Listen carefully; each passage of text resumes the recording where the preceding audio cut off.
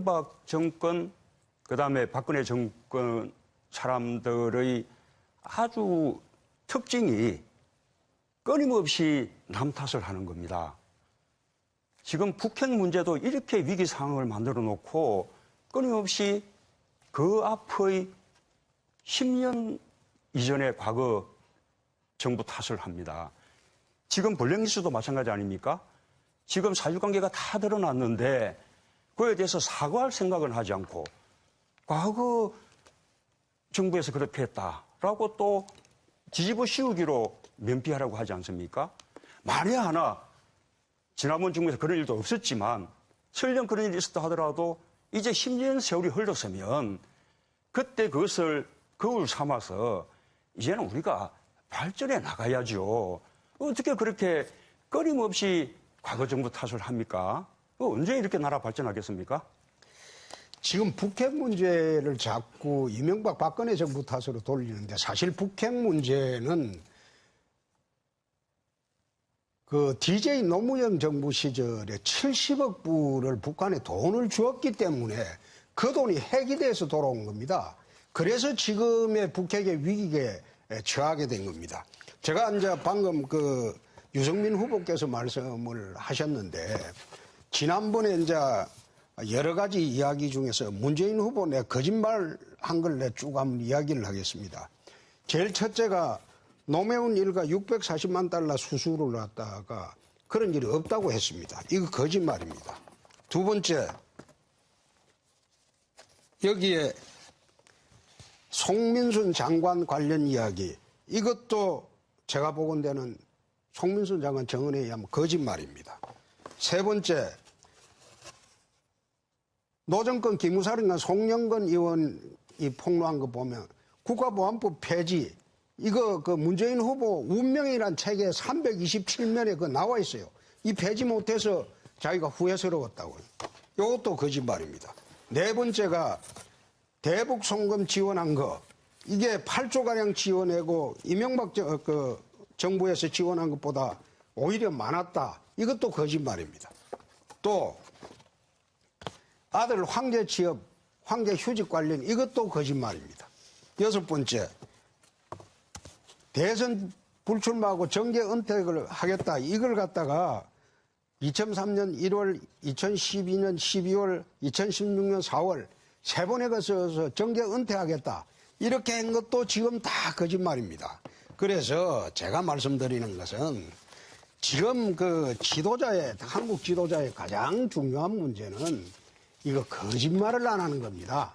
자기가 잘못했으면 솔직히 잘못된 거 인정하고 그래 넘어가야지 거짓말을 그래 해서는 지도자 자격이 없습니다. 우리 홍준표 의원님 이 부분은 제가 다 뭐 대답할 후보님 다 뭐 대답할 가치가 없지만 노무현 대통령 아까 뭐 640만 불 당시 가족이 받았다라는 사실은 확인된 바 있지만 노무현 대통령이 받았다는 사실은 확인된 바 없습니다. 그 사실이 인정되지 않았기 때문에 검찰이 기소조차 하지 못했습니다. 그 다음에 송영건 기무사령관 2002 이것도 마찬가지로 2012년 지난번 대선 때 했던 주장입니다. 2003년도에는 열린우리당이 워낙 소수 정당이라서 국가보안법 폐지 법안을 발의할 수 없었을 때입니다. 그 법안을 발의한 것은 탄핵 후 폭풍으로 2004년도에 열린우리당이 과반수 정당이 되고 난 이후에 법안이 발의된 겁니다. 2003년도에 무슨 기무사령관에게 국법법 폐지를 부탁하겠습니까? 9시를 넘었어요. 이게 무슨 초등학생, 이게 초등학생 토론도 아니고 지도자는 상황을 이끌어가는 게 지도자지 상황에 따라가는 것은 지도자가 아닙니다. 그건 누구나 할 수 있습니다. 개성공단 2천만 평 확대에 대해서는 이것만 물어보고 넘어가겠습니다. 지금 2천만 평으로 하게 되면 기업을 2,500개를 만들어야 되고 북측 근로자 수가 한 100만 명이 필요합니다. 우리 근로자 수는 거기 간 근로자 수는 한 16,000명이 필요하고요. 5년간 한 100억 달러 이상 북에 줘야 됩니다. 이거 우리나라 지금 실업자 수가 110만입니다. 근데 이게 무슨 우리나라 청년 일자리 대책입니까? 북한 청년 일자리 대책이죠. 이거 계속 하시겠습니까? 답은 안 할 수는 없죠. 예, 예. 개성공단 원래 합의가 1단계, 2단계, 3단계 합의가 있는데 3단계까지 가면 2천만 평입니다. 네. 그런데 그 가운데 공단 부지는 600만 평이에요. 네. 나머지는 배후 부지거나 또는 개성 시내까지 네. 이렇게 포함되는 것이죠. 뿐만 아니라 거기에 입주하는 기업은 말하자면 저임금을 찾아서 과거에 중국이나 베트남이나 캄보디아나 이런 쪽으로 갔던 기업들이 네. 북한의 임금이 더 저렴하기 때문에 개성공단으로 간 것이죠. 그리고 말씀드렸다시피 이번에 개성공단 중단될 때 125개 기업이 입주해 있었는데 우리 국내에 거기에 납품하는 말하자면 협력업체가 5,000개였습니다. 예. 그래서 그 개성공단 그 폐쇄로 인해서 당장 우리 내에도 무려 12만 5천 명이 일자리를 잃었다라는 통계 자료가 있습니다. 좀 보시고 말씀하시면 좋겠습니다. 네. 안철수 문재인 두 후보 참 토론하는 거 보니까 이게 초등학생 감정 싸움인지 대통령 후보 토론인지 내가 참 알 길이 없습니다. 참 안타깝습니다. 문재인 후보한테 한번 물어보겠습니다.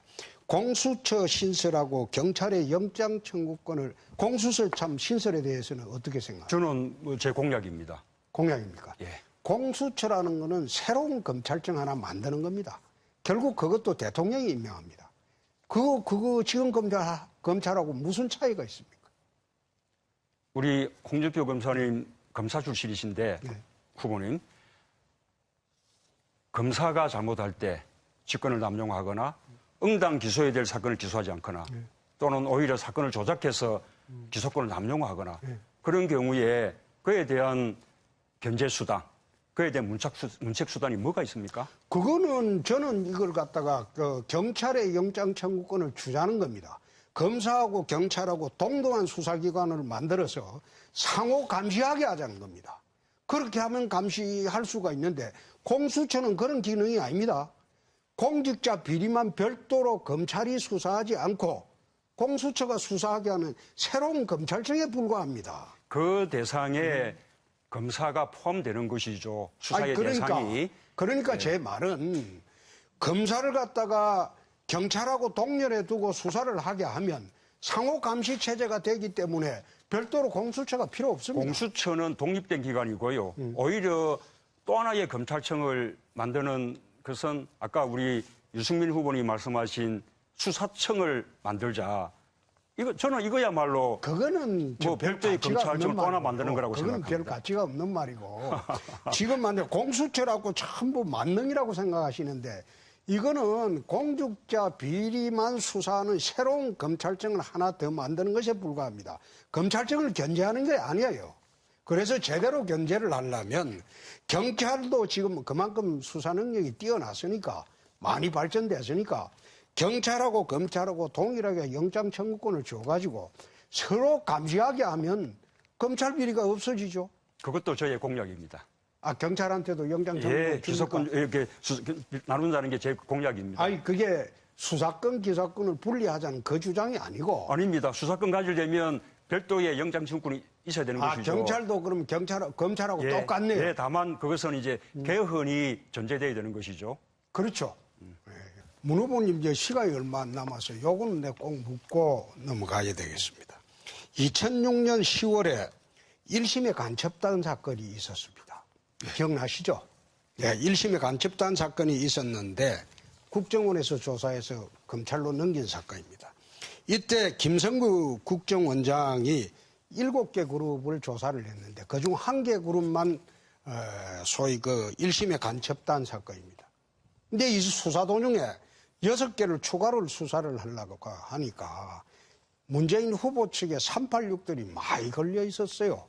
많이 걸려 있었고 또 일부는 북으로 A4 용지로 수십만 장이 넘어갔다는 겁니다. 그래서 그걸 수사하려고 하니까 2006년 10월에 노무현 대통령께서 김성규 국정원장을 불러갖고 그만둬라. 이래가지고 이제 그만뒀는데 이걸 이제 버시바우 대사가 미정부에 보고를 했어요. 이러이러한 사건이 있었다. 이게 위키리스크에 지금 폭로가 돼 있습니다.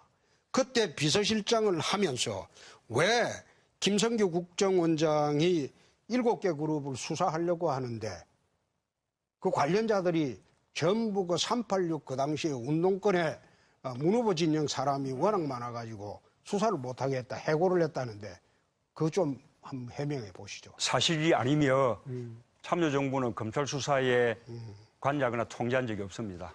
검찰 수사가 아니라 이거는 국정원 수사입니다. 국정원에서 수사를 해갖고 검찰에 송치한 사건입니다. 김성규 원장은 이 사건으로 국정원장에 쫓겨났어요. 그거 그 당시에 전부 보십시오. 지금 인터넷에 검색해 보면 이게 사실로 다 나와 있습니다. 그야말로 가짜뉴스 같습니다. 가짜뉴스가 아니고 위키리스크에 폭로가 됐다니까요. 버시바우 대사가 미국에 보고한 그 보고서의 내용이 위키리스크를 통해서 폭로가 다 됐다니까요. 성완종 회장님 메모에 나와 있으면 우리 홍준표 후보님 유죄입니까?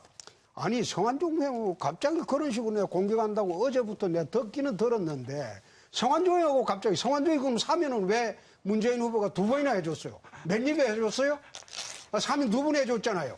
한 정부에서 사면은 성완종이 2번 해줬는데 나는 성완종이를 몰라요. 그런데 성완종이를 한 정부에서 문재인 후보가 사면을 2번 해줬잖아요. 왜 2번 할 때 그 몇 입에 해줬습니까? 예? 예. 그래 2번 해줬잖아요. 그 2번을 왜 해줬어요? 기가 막힙니다. 그거 예. 왜 기가 막힙니까? 또 거짓말 하실 거예요?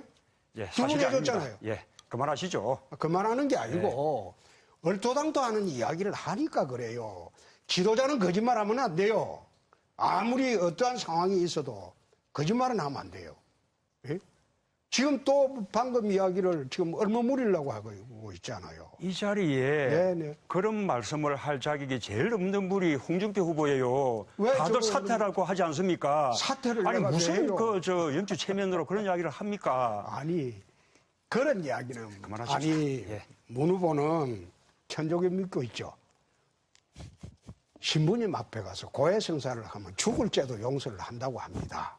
45년 전의 일을 누가 밝힌 것도 아니고 제가 18살 때 일을 제 스스로 책에서 12년 전에 밝히고 국민한테 용서를 구했습니다.